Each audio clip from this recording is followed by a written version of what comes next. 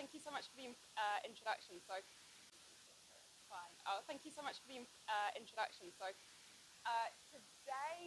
I'm going to be talking about sort of an investigation of a question which seems very straightforward but has quite a complicated answer, and that is, were the names of Roman emperors who had persecuted Christians ever erased or removed or defaced from inscriptions as a consequence of their persecution of the Christians? This is one example of a possibility of this here. So this targeted erasure of names from inscriptions was a practice which was already ancient in the context that this was done. So basically names have been erased from inscriptions as long as names have been written on inscriptions. We can trace it back to Sumerian context of 3000 BCE. This is around 300 AD. So it was more ancient to the Romans in this context than this period is from us now, to put it in context. So in modern times, this is usually sort of grouped together under this umbrella term damnatio memoriae, which sounds very cool Latin phrase. Literally means the damnation of memory, and it's linked along with other measures that were designed to dishonor prominent individuals, generally overthrown emperors, but other prominent individuals such as members of the imperial family or the elite. And so other expressions of this could be pulling down statues, got a lot of dramatization of that there.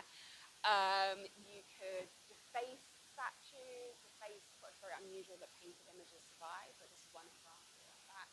This is a great example of them doing it very badly in Ravenna. You can see they left the hands behind when they put and this is sort of part of the fact that you can still see what is missing. The face point, which is actually quite rare. This is the erased inscription. This is a favourite one of mine.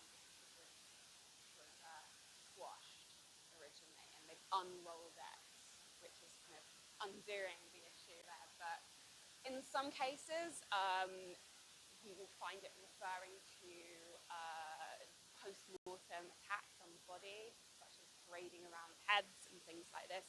And damnatio memoriae is often used in modern scholarship in a sort of more expansive sense to sort of denote the retelling of events at somebody's expense, or, for example, telling a story of a defeated emperor in a way that doesn't name him but only refers to him as the tyrant, etc. However, damnatio memoriae is not ancient. It is not Roman. It's an early modern invention. 17th century is when it was first attested, and it's been imposed on the ancient context. And in reality, there was no static penalty. There was no such thing as declaring a damnatio memoriae or the damnatio memoriae. There was no official way of abolishing the memory of somebody. So in fact, what we have is this wide range of different actions that, when they are ordered, they had to be specified individually. And generally, when we do find evidence of them being declared, it was like very highly rhetorical. So it's more the act of saying this person should be forgotten, rather than intending that this person should be forgotten. And in many cases, in particularly the late antique context that I'm talking about today, there's no reliable evidence for any centrally issued edicts at all. So what we are left with is the conundrum of what to do, how to interpret these sort of piecemeal traces of the material consequences of what is happening. And as a shorthand, damnatio memoriae is very useful, but we have to be careful because it does import assumptions into the ancient evidence. It is commonly used outside of Roman and ancient scholarship, including in the mainstream media, and I actually think it's kind of ironically useful in this regard because it kind of emphasizes and underlines the anachronism of it.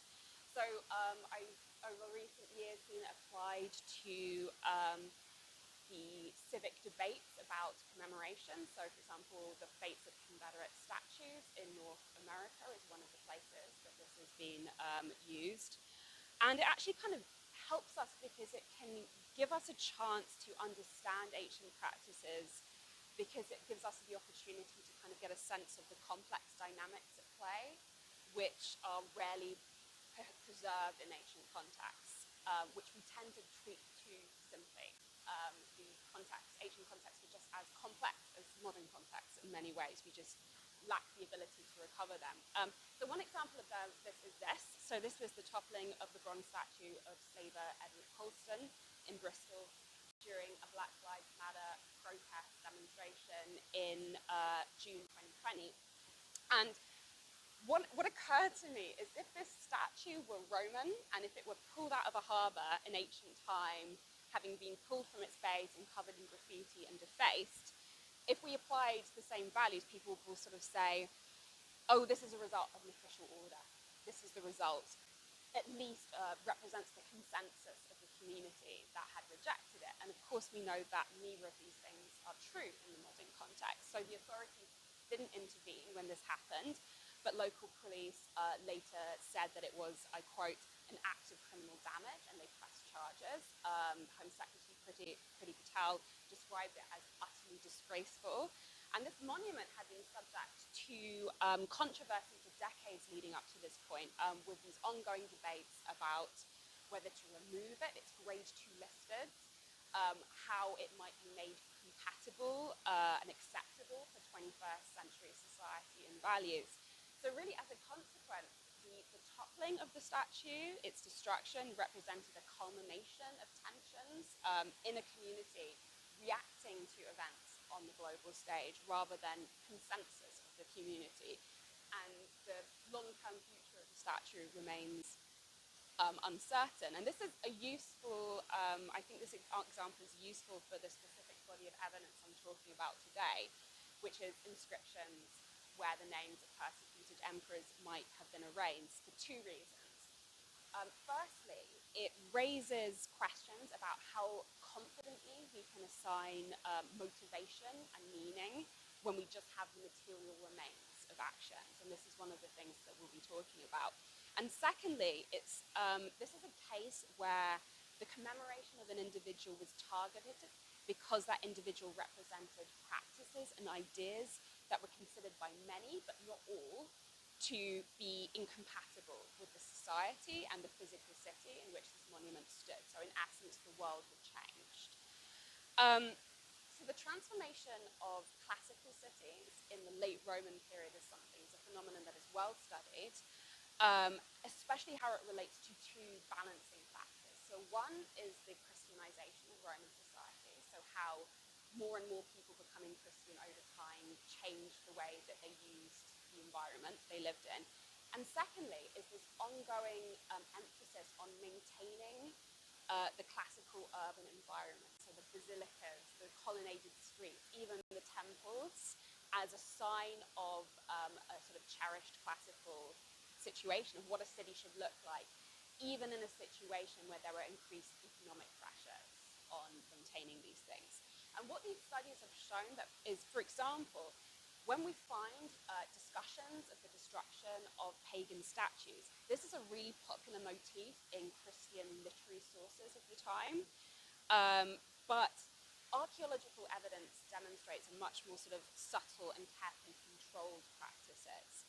So there are some cases of intentional mutilation and destruction, but mostly it's kind of pragmatic responses and quite contradictory responses. And I think that persecuting emperors fall in a related but distinct category, in that also in Christian literary accounts we find that the destruction of these individuals is a really popular motif. So, for example, we hear this about the Emperor Nero, the Emperor Domitian. Their bodies, their legacies, their names on inscriptions, their statues were wiped away. And this is, of course, an ironic reversal of what they are alleged to have sought to do to the Christians. So just as they sought to wipe Christianity off the face of the earth, the same happened to them. Just as they denied burial to martyrs that they created, they were denied burial as well. So, for example, Eusebius, Bishop of Caesarea, in his church history, in the conclusion, he says, at the point that Constantine had become sole emperor and the great persecution was over, he said of the emperors, he says, I quote, even their names were forgotten, their portraits and tributes were swept into merited oblivion. So this is the argument. However, the materials record, again, inconsistencies over time and place. And one of the real issues we have is when we find an imperial persecutor's name erased, the motivations and the timing are really unclear. And this is because Christian concepts of disgrace align very closely with wider concepts of disgrace and due to political failure. So if we have an erasure of a name, we don't know whether it's because he was a persecutor or because wider people thought that he should be disgraced. So I'm talking today about the specific body of evidence, which is epigraphic evidence from North Africa. So these are inscriptions dedicated to the first Tetrarchy. So this is the College of Emperors with Diocletian, Maximian, Constantius, and Galerius. These were the emperors who were in charge during the Great Persecution, or the Diocletianic Persecution, in the first years of the 4th century AD. And what we find, unusually, is a case that we have Diocletian, Maximian, and Galerius has been erased, and Constantius hasn't. And Constantius was the father of the future emperor, Constantine. This is a phenomenon which is pretty much specific to North Africa. So we have some examples of Diocletian's name being erased elsewhere in the empire, but it's literally an odd case here or there. This density of evidence is something which only happens in North Africa, and it really hinges on the treatment of Diocletian, because Diocletian was never officially overthrown or disgraced. And the interesting thing here is, even though Constantius was, of course, an emperor during the Great Persecution, Christian authors who were very pro-Constantine make it very clear that he had no responsibility for this. He did not participate in this. So they're trying to keep him away from the allegations here. Still going along. Don't panic, I know this is a lot of information. I just wanted to illustrate the extent of the evidence. This is not all of the material relating to the Tetrarchy in North Africa. It's not even half of it. But just to give you an idea of the sort of extent of the phenomenon. This is a place, North Africa is a place where we have lots of epigraphic material with the Tetrarchs anyway. What we find is this goes across lots of different forms of epigraphic dedication. So we find it on altars, we find it on statue bases, so statue groups where we have statues of the 4 emperors. 3 of them will be erased, but Constantius hasn't. We find it on building dedications. I'll show you one in a moment. And the coolest one is we find them on triumphal arches, one of them which is still standing. The material is mostly concentrated in Proconsularis, this area here, and Numidia, which is basically where the greatest density of cities was. Much less in Mauritania and Tripolitania, but again, this is because there are far fewer cities there.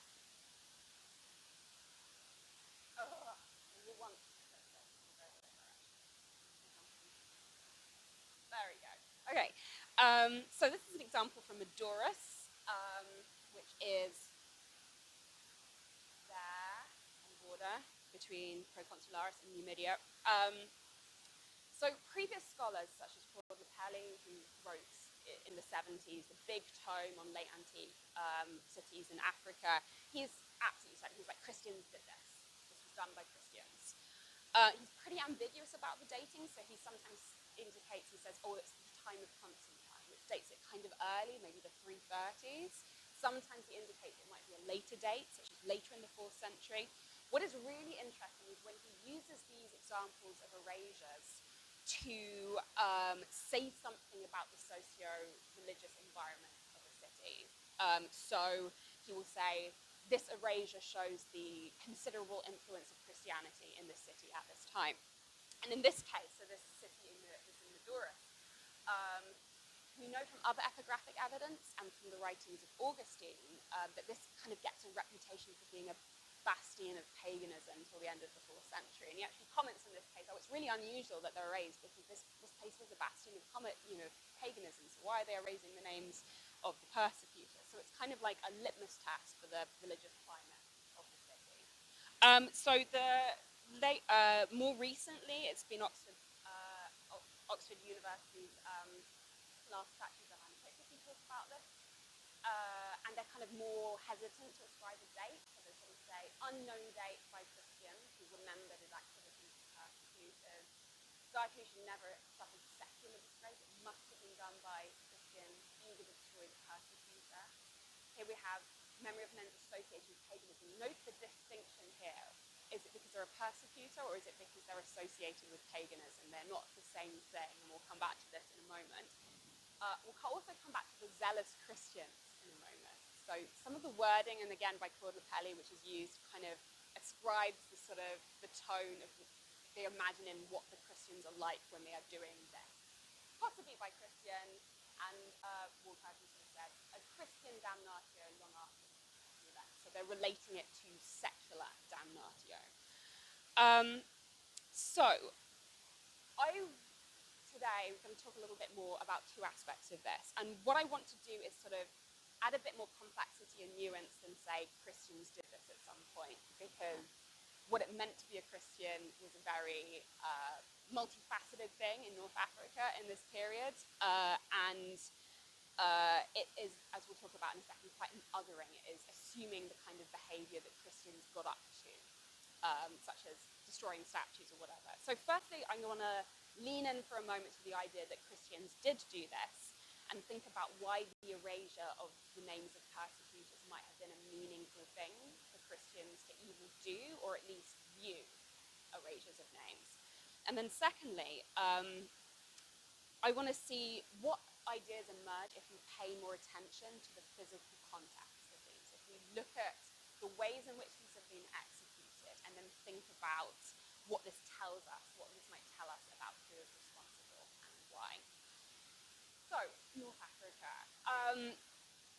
Why would the Tetrarchs, persecutors, what did they represent to people in North Africa, to Christians in North Africa? Why might they want to erase their names?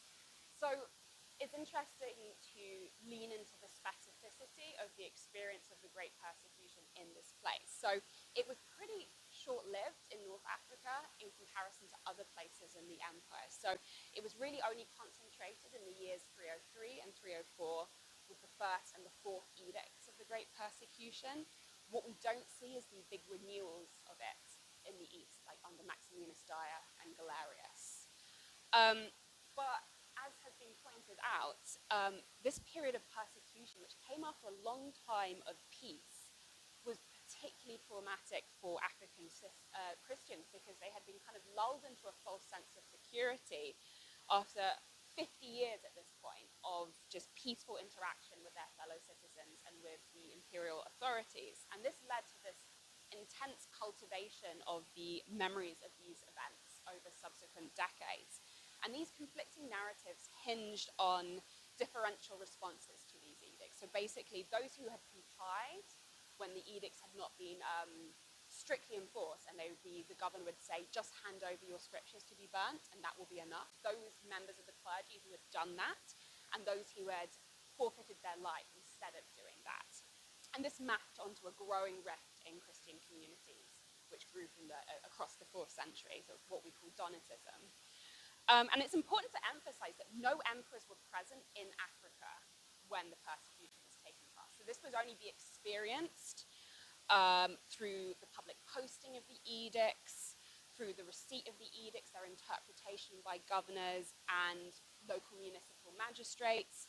And what we hear is the harsh application of two individuals, two governors, which was the governor of Proconsularis, which was the area here, and the governor of Numidia. So these were particularly remembered by Christians, what these individuals did.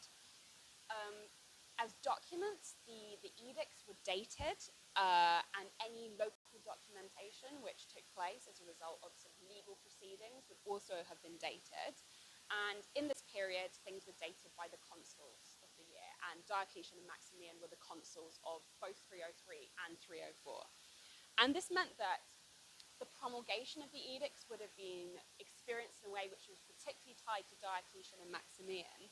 And then when the Christian hierarchy were dealing with the sort of the fallout from this, they would be recalled again. So we have, for example, ecclesiastical court cases when they're dealing with what to do about those who would hand over the scripture, and they read out the names of Diocletian and Maximian to date the proceedings talking in a trial in 320, referring back to what had happened in 304 and 305. And what happened is the names were then repeated again when we had these sort of competing stories of martyrs. So, for example, one of the important martyrial acts in this period, the Act of the Abyssinian Martyrs, which was compiled in sort of 311 or 312. When they say when the actions were happening, when these people were martyred, they just say, in the times of Diocletian and Maximian, these people were killed. This is what happened. And this is what's really interesting, is we find the memorials in North Africa are emphasizing the recounting of this in a way which actually gave the names back to the martyrs who had been created. So in the Abyssinian martyrs, the story actually painstakingly lists 47 names of individuals who had been martyred in this. And then there is a mosaic in Amidara, which is this place here, which is about here. And the mosaic, which has been lost but has been copied, lists 34 names of all the martyrs here. And in this place, so it's on the border between Proconsularis and Byzantina, and it's modern Tunisia.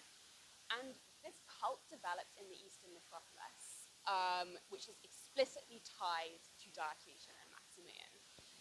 So by the start of the 5th century, we have this church. These are 3 phases of this church by the necropolis. It's known as Basilica II, or the Church of the Martyrs. And it had these balustrades. There are 2 of them. This is one of them here. And you can see they mark the gravesite of those who had endured persecution through the divine laws, which is a really fascinating way of, why do they call them the divine laws of Diocletian and Maximian? And these balustrades were then reused when the church was rebuilt after the period of the Vandal Kingdom, so after the Justinianic reconquest in the Byzantine period, they rebuilt the church and they reused the balustrades again, and they were put over the shrine facing inwards so that the pilgrims would go all the way up to the balustrades and look in and be able to read what was said there. And then the exact wording of the inscriptions was repeated in a mosaic, which has now been lost. Basically, they dug it up and there was a storm and it was wiped away straight away. But the archaeologists drew pictures of this. And I think this sort of patterns of remembrance, if you think about how the persecution was experienced and remembered, this actually helps us with a really strange anomaly that we find with these erased inscriptions. As we find a few cases where Diocletian and Maximian's names have been erased, but Galerius' name has not. And Lepelli, when he found this, he said, this doesn't make any sense, because Galerius has the reputation for being like the worst of all the persecutors. So why would they erase Diocletian and Maximian, but not Galerius? And the interesting thing is we have 2 inscriptions from the city centre of the city, Amidara Hydra, where this has happened, where Diocletian and Maximian's name have been erased, but Galerius hasn't. And Galerius' reputation as kind of the worst persecutor, the arch-persecutor, is largely the product of the writings of Eusebius and Lactantius.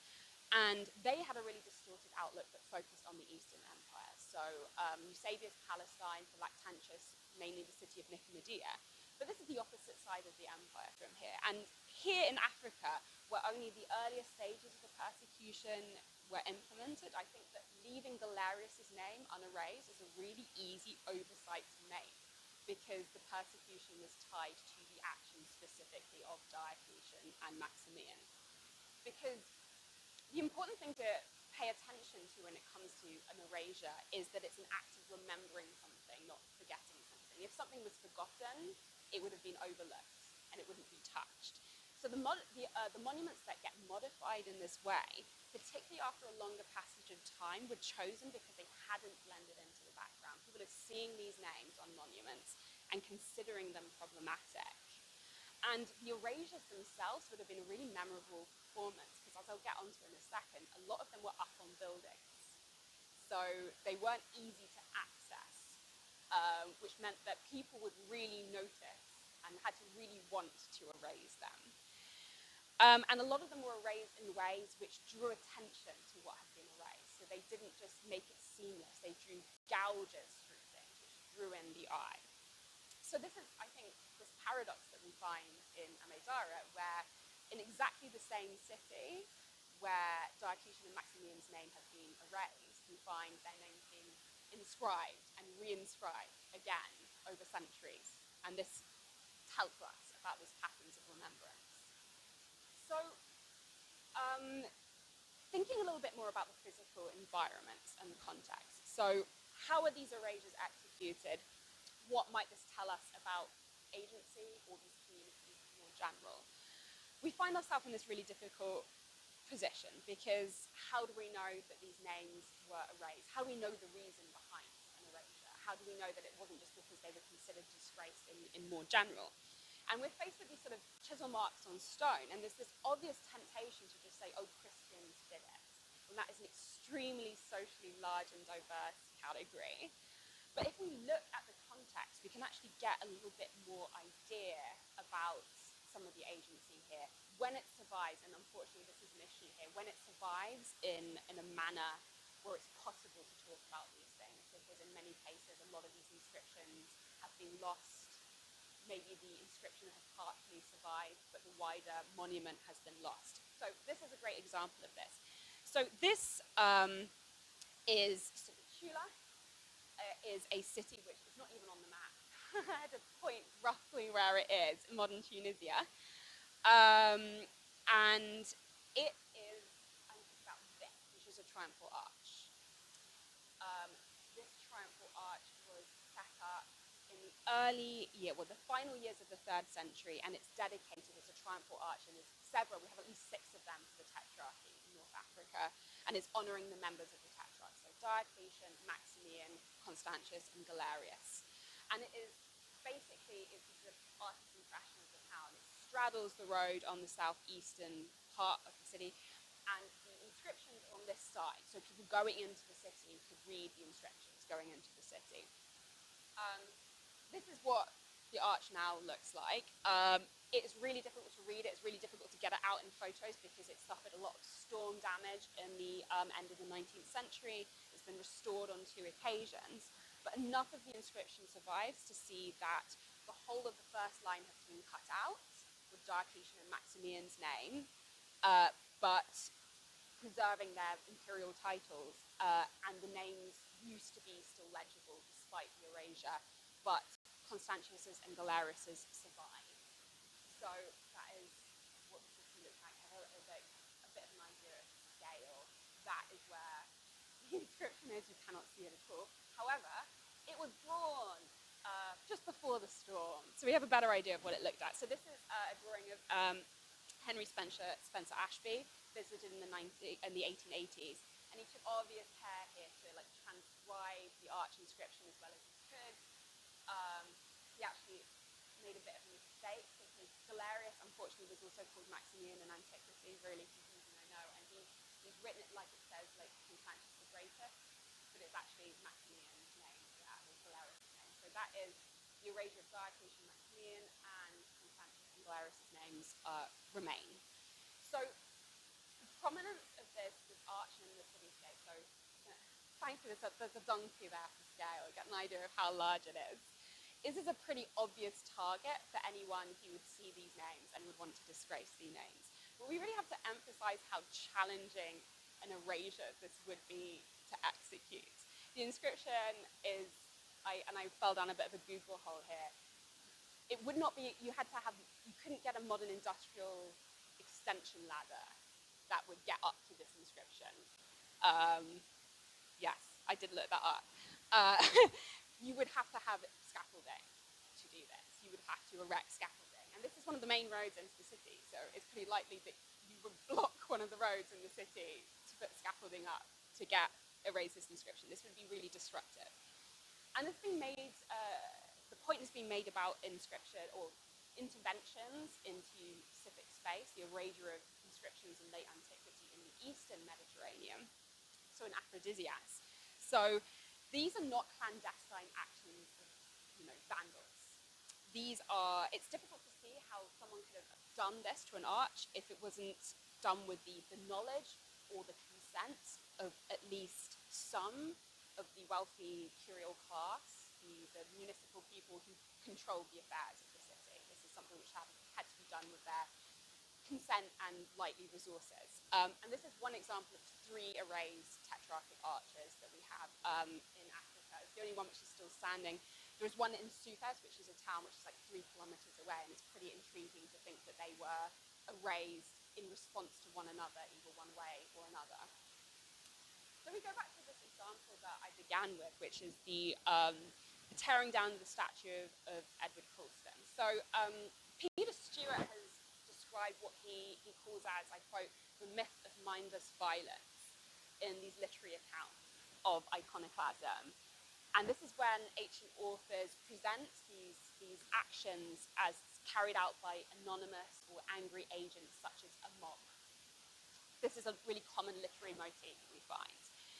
And the identification of these tetrarchic erasures as carrying Christian connotations or having a Christian meaning to them adds a layer to this. And I really think that some of the language used by scholars reflects a sort of sense of aggression or extremism or fanaticism, which is attributed to Christians in this period. So there's such as zealous Christians doing this. And in North Africa, this viewpoint is largely derived from the writings of Augustine and Hippo. So we have gives us an amazing insight into civic relations in the late 4th century, early 5th century in North Africa. And accordingly, we might see these erasures as kind of the result of tensions in communities bubbling over, similar to these sort of statue toppings. So this is, when monuments which have been considered incompatible are removed. So von Tooselman's great book, really recommend this one. He described this as the story of a community's long and bitter fight over civic identity and who gets to control it.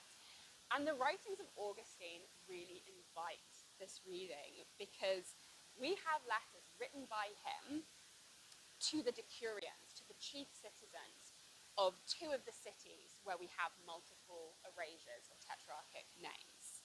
So Sufes, where the arches, and Martyrs, which is the building inscription that I showed you earlier. In the case of Sufes, he chastised the decurions after what had happened. It was a famous, sort of quite an infamous episode of religious violence in North Africa, where basically there had been a statue of Hercules that had been destroyed by some Christians in the city, which then led to a backlash and a massacre of 60 people who Augustine says are Christians. 60 Christians were killed as a result of them destroying the statue of Hercules, and he chastises the decurions for allowing the massacre to happen. And in the case of Medora, so this is the place which is known as a bastion of paganism, and this is partly because of the fact that we have a letter written by Augustine to the decurions, so the ruling council of the city, where he chastises them for still being pagans, even in the early years of the 5th century CE. So this is what has been taken as example, as evidence for this. However, we should be really suspicious of these lines that Augustine is drawing between Christians and pagans, non-Christians, because Augustine has a real habit of misrepresenting the religious identities of others. So he paganizes things that the people who were receiving these letters probably just saw as normal parts of everyday life in their cities, such as carrying on traditional festivals or maintaining the urban environment of these cities. And Christopher Kelly has argued that in telling these stories of sectarian violence, particularly stories involving mobs, Augustine's ultimate aim was to turn himself into the hero of the moment in this. And we don't have the responses of the decurions. We only have Augustine's writings. And these really binary constructions of Christian versus pagans, they distort the lives, they're distortions of the lives that people actually led in these shared spaces. So if we go back to the material evidence, so Anna Leone has illustrated that in North Africa, the material environments were pragmatically adapted over time. This process was really carefully controlled by the ruling councils, the decurions of these cities. And these stakeholders were very concerned about maintaining monumental spaces in their cities. And though erasing a name might superficially seem destructive rather than sort of restorative, I think we might be able to fit them into that pattern in a way, because if you look at how they're executed, they represent kind of very very level-headed management of space. So, for example, the orator from the arch and 2 other arches. These were modifications which would have taken time and energy and authority. These are not, these were not something done by a zealous Christian climbing this up. This is not what they reflect. And we find this pattern elsewhere as well. So this is Jamala. It's in Algeria, Kukul, and this in the forum space. They have, most of the tetrarchic bases have been erased in this identical fashion, which you can see here, where they really carefully chisel back the first few lines, which held the emperor's names, but they've left a few, in most of these cases, you can actually still read the names. It's very, very, but they've left the name of the person who dedicated, the dedicator of this, which was the city. So they've left the name of the city behind. It's really difficult, again, to imagine how such an intervention could have been done in such a neat and meticulous fashion on multiple statue bases without the agreement or the involvement of the ruling the decurions, at least some of them. However, the widely accepted view is that public spaces in late antique African cities represented sort of neutral ground, where neither Christianity nor paganism were acknowledged, and this is a situation which allowed communities to sort of stay united in their sort of united civic values and traditionally minded and secular in their outlook, with this background of conflict between different Christian groups and conflict between Christians and pagans. And according to this argument, elites were sort of traditionally minded, and they prioritized their identity as members of the elite of the city over their religious affiliation. And this had largely been because members of the clergy were they were exempt from public duties. They were exempt from serving in ruling councils since the time of Constantine. And it was Claude Lepelli himself who proposed this sort of reinterpretation of the dynamics of urban life in African cities. And this centered on what he saw, or rather didn't see, in the inscriptions from this place. So he said there is no evidence of Christianity in the inscriptions in these urban environments, so they must be secular places. However, if we are attributing this to Christians, we have to admit that the erasure of monuments is an integral part of it. It's an intervention into this shared space. And if we, as Lepelli does, say Christians did this, he's directly contradicting his own argument that says there was no religion in these spaces. It was, in the words of Brent D. Shaw, he describes this as a make-believe, as-if world, as in which Christians, along with their manifold divisions and disputes, simply do not exist. So the solution I have actually fits this secularity argument, and this is that these erasures were intentionally ambiguous. They reflected a kind of common ground which was shared by multiple people who could view them and interpret them in different ways depending on the identities and the values that they had. So we have, for example, a pair of statue bases in the Burasku Ninidarum, and this was set up by the community's council and the governor to the 2 divine protectors of the Tetrarch. So there's one statue to Jupiter Optimus Maximus, one statue to Hercules, and they're both set up pro salute, so for the well-being of the emperors Diocletian and Maximian.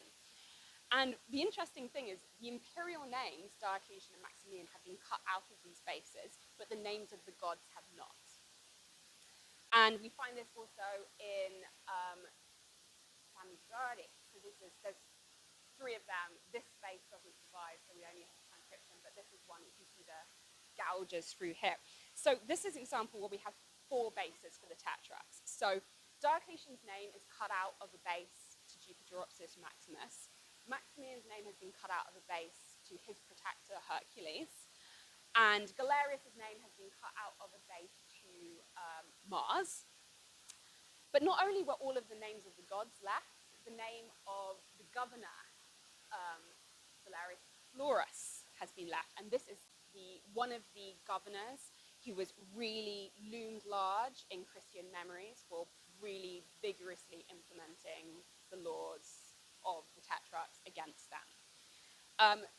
And Brentee Shaw, interpreted this as an attack on Florus as the governor, and this is clearly not the case, because Florus's name has been left. And when erasures have been carried out, it draws a lot of attention to the names that have been left. So in this case, the name of the governor and the name of the god.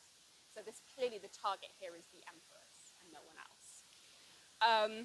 However, I think the point that Shaw makes about the fact that earlier instances of political disgrace that were still on view in a town, they might have influenced these later modifications. And I think this also makes sense of what we see again in Huckel, where in the Forum, they've got this really established culture of monument erasure. So there's numerous erased bases which are still out in situ, going all the way back to the Antonine period, the Severan period onwards. And I think it created this sort of scenario where these monuments, these older monuments which were erased and left on display, increased the likelihood that later monuments would also be erased. And this raises interesting questions about the sort of entanglement of motivations and meanings here, because when monuments that have been erased as part of what we call secular disgrace, so political failure, when they stood alongside monuments honouring emperors who had been persecutors and were also erased, the association between the two becomes merged. And for some viewers, Christian viewers, they might see the failure of these emperors as inextricably connected to their behaviour towards the Christians. And this confirmed this view when they see this erased name. But it meant that even if the inscription had been erased for political reasons, it could still be viewed and interpreted as a religious attack if that's what the viewer wanted to do. And this is what we happen is these two meanings, which are intentionally sort of entangled, and this is exactly what we see in the Christian writings when they say these emperors are failures politically, but they're also failures because they persecuted the Christians. And this was an intentional thing. So James Cork Webster, in his recent book on Eusebius, he talks about the efforts that Eusebius was making to tell stories about the past where imperial treatment of the Christians mapped onto traditional concepts of good rulers versus bad rulers. So Diocletian and Maximian, they are bad rulers, not just because they persecuted the Christians, but because of universal values held by everyone. And this proved this. And so this creates these areas of mutual significance. So this is where we might find the common ground in these cities. So ancient communities, ancient societies possess the same level of complexity in terms of their environments. We have to give them the same credit in the same complexity is going on here. And this is why it's not a satisfactory solution to just say, oh, Christians did this at some point, because it does insufficient sort of justice to the complexity of Christian identities, particularly in a place like North Africa, where what it meant to be a proper Christian was something which was really hotly and fiercely contested. And secondly, because, and this is the main issue I have with it, is by saying Christians did it, in this context, it's an othering.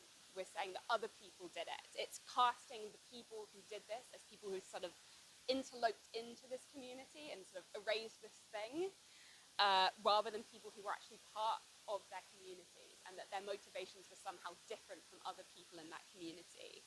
So I think that Christianity was certainly an influence here, but we have to see the action of erasing names as a sort of an ancient civic practice that was familiar and neutral ground for many, whatever meaning they gave to what they saw. Thank you.